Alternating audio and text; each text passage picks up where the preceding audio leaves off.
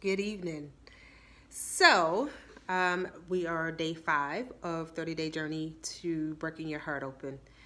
And if you are just now watching this video, well, this is the first day of the 5 days that you are watching the video. My name is Brandy Wilkes, and I started this 30-day journey to breaking your heart open because, again, I often hear, talk to women, and I was that woman that would suppress my feelings, put them on the back burner, put everybody else before me. And there were two main emotions that I felt coming up and growing up, and that I learned was anger and sadness.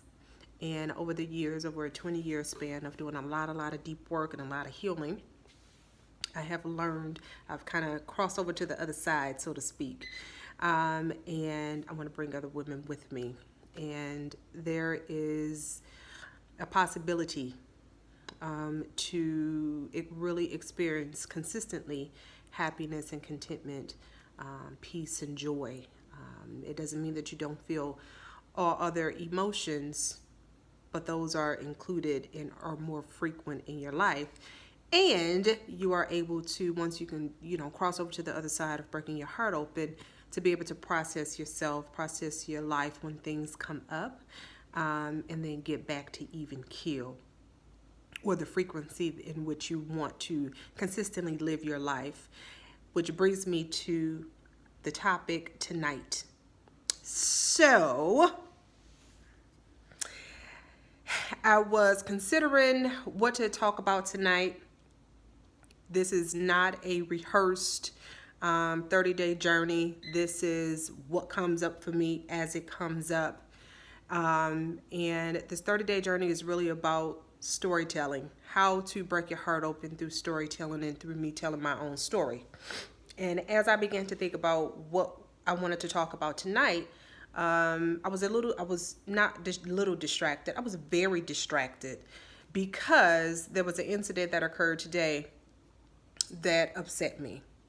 Now, I've done a lot of deep work on myself, and at this point, I typically vibrate at a level of peace and contentment. There's not a whole lot that will really rattle me at this point. In fact, earlier this year, maybe last year, I wrote an ebook called 12 Steps to Mind-Boggling Peace and Unfuckwittable Joy, just because that is the frequency that I normally operate on a day-to-day basis. And there's not a whole lot, probably outside of my kids, that I allow to trigger me. But I was triggered today. A couple of things happened, and I got pissed off. Like, I really got pissed off. And I started to think about, what to talk about. What dropped in my spirit, what came up for me, was talk about that.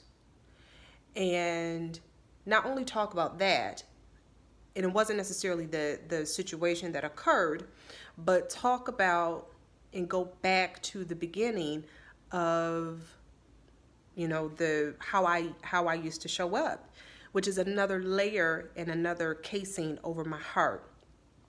So just let me tell y'all. So anyway, I said something to somebody, and because I am responsible for my own communication, I probably could have said it differently and communicated that thing differently, especially when I was in a work environment. And this person just went completely ballistic. And I was all kind of, bitches and black bitches and, just all kind of stuff, fuck me and all that, right? Now, I'm in a work environment, so I can't go off, but, I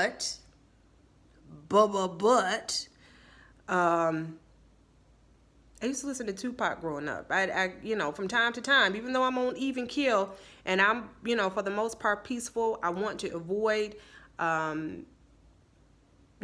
conflict and confrontation. It's just not where I reside these days. But don't get it twisted. Basically, is don't get it twisted. Now, I will, defend myself and protect myself, but don't get it twisted. Bitch, I grew up listening to Tupac, and yeah, I ain't a killer, but don't push me. And I fought quite a bit coming up. And so I really began to think about that, right? I really began to think about that. I began to think about why is aggression and fighting and, who's the biggest, the baddest, the loudest, why is that rewarded in our society? And specifically in the Black community, the bigger, the badder, the tougher you are, the bigger the reputation that you have. And I began to think about, when I was younger, how it was revered in my community, fighting and being a badass, and who was the toughest. And I come from a line of women who are tough, strong, tough Black women, and some of the toughest in the neighborhood, to be exact. They had a reputation for kicking ass and taking names. And coming up, I had to, I was, what's the word I'm looking for? Encouraged to also be a badass, even though I really didn't like to fight. I grew up seeing fighting in, my household, where as a child, watching the adults participate in domestic violence. And so that became fighting and anger and aggression. That became normal, a normal way to communicate with people when I was angry. And I remember as a young girl, I may have been about 4th or 5th grade, probably about 4th or 5th grade, being on the playground, and there was a classmate of mine. I don't remember his name, but I remember he was tall. He was probably one of the tallest kids in 5th grade, and we were on the playground playing, and I don't know what happened. I've always had a smart ass mouth, but this boy spit in my face. He spit in my face. And it was that instance, and I remember being absolutely devastated and embarrassed, and I felt helpless. I was absolutely helpless. There was nothing that I could do. He was bigger than me, although we were the same age. He was way bigger than me. And what was I going to do? Tell a teacher? There was nobody on the playground, and no family members or anybody to protect me. And I decided after that I was not going to be picked on anymore. Growing up in the projects in Westline of Milwaukee, there were a couple of bigger girls who would also pick on me. And back then we had a courtyard that we had, and there were grates going to the basement. So again, if you were born in the Midwest, live in the Midwest, or at least not born, but at least lived in the Midwest, there were basements, and there were basement windows, and there were kind of grates going, right by the basement windows. And it was actually a hole too, that like you could jump into the hole. There was a grate on top, but it was where you could be where the basement window was. I don't know what it's called. But I had the bigger girls, they would pick on me, and they would push me into these holes and put the grates on top. And I just remember being, again, I was very kind. I wanted people to like me. And just like most kids, we want people to like us. We want, to be their friends, and the most popular girls in the neighborhood, I wanted them to be my friend. And I wanted them to like me. And the fact that I was younger and they were pick on me and push me into these grates and, kick me, it caused a lot of anger, mainly sadness. But the sadness, and because I didn't know how to express myself, it turned into sadness. You combine that with seeing and being encouraged to fight, not only in my household, but also in my community.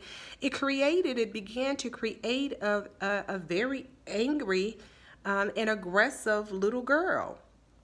And I decided after those couple of incidents at leaving out of 5th grade, and I remember being very intentional even as a little girl, that I would never be picked on again. I would never ever be picked on again. And if that meant that I had to be the bully, then that's what I would be. And even though that I was scared, I was absolutely afraid of fighting. I didn't want to fight. But that was the only way that I felt I had to protect myself from the bullies, the people that were bigger than me. And so leaving out of 5th grade, going into middle school, I became the bully. I became the bully. And honestly, there wasn't a whole lot of instances in middle school that I had to fight, or even going into high school. But I felt like if I sold enough wolf tickets and was the biggest, baddest, shit-talking person, in a room, then maybe folks will leave me alone. Maybe folks will leave me alone. That transformed and morphed into me becoming a young adult, getting into relationships and fighting in a relationship. Actually fought more in my relationship than I did as a teenager. There were a couple of fights that I had, and because I didn't want to fight and I really didn't know how to fight, I got my ass whooped. But there were a couple of fights, a few folks got their butts whooped as well. But I probably did more fighting growing up and as a young woman. And one of the reasons that I did is because I felt like if I couldn't hurt you emotionally, then I would hurt you physically. And all of that comes back to me today because I've done a lot of work again on, aggression and really addressing my anger. And I'm not saying or, in any way advocating that when you are angry, you ignore that. Absolutely not. Absolutely not. When something is angering you or bothering you, there is a way to acknowledge it. There is a way to address it.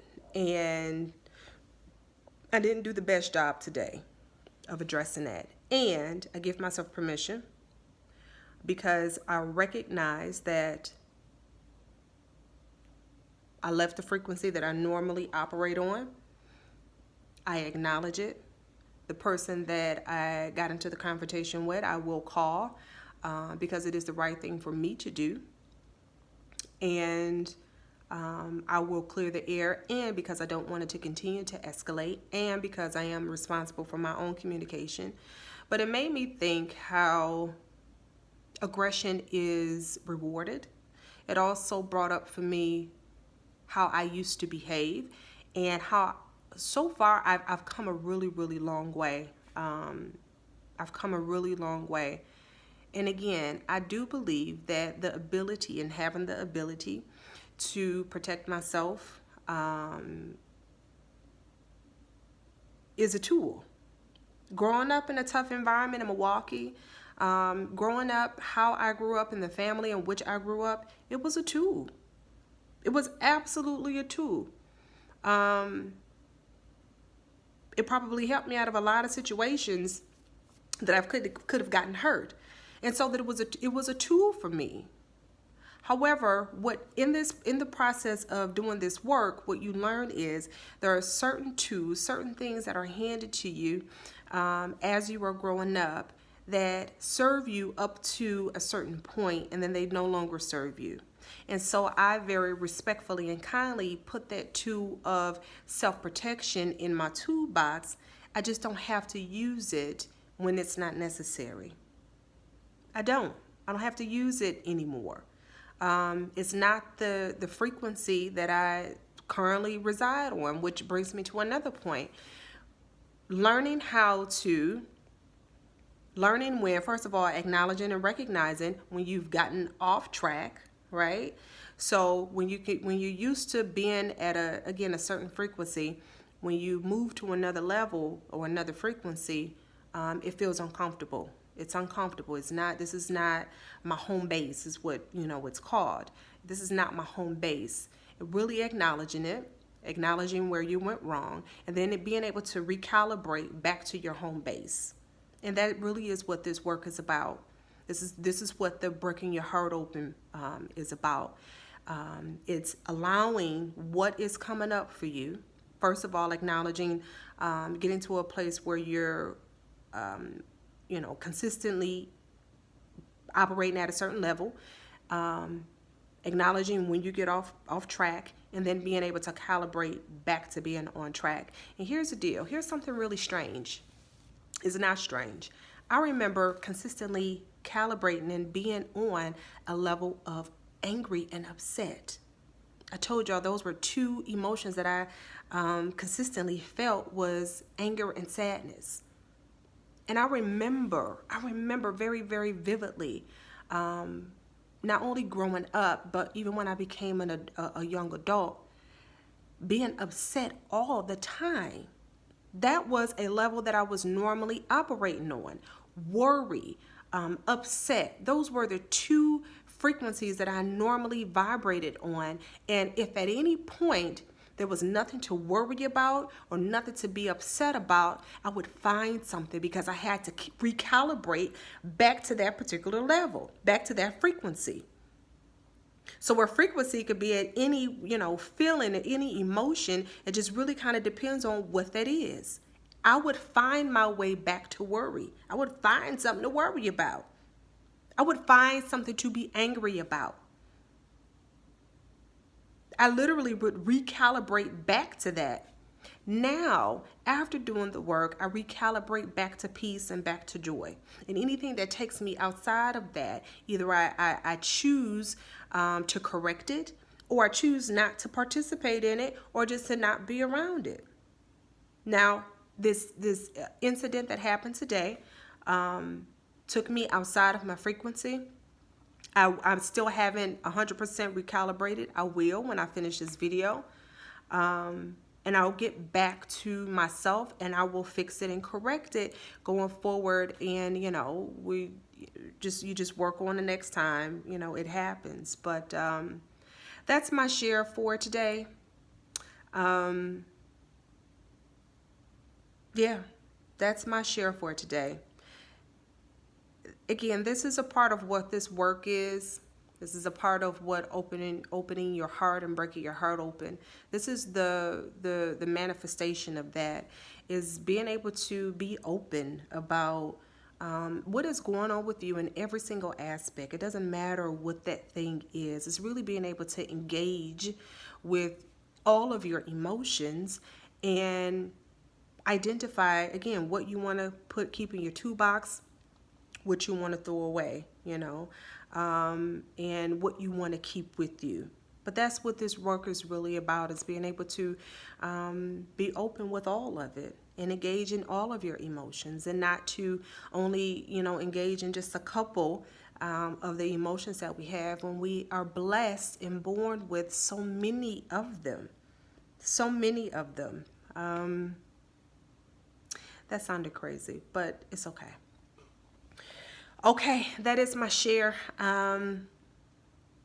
That's it. That's all I got tonight. I am going to do what makes me feel happy, and that is eat some seafood and, yeah, have me a drink.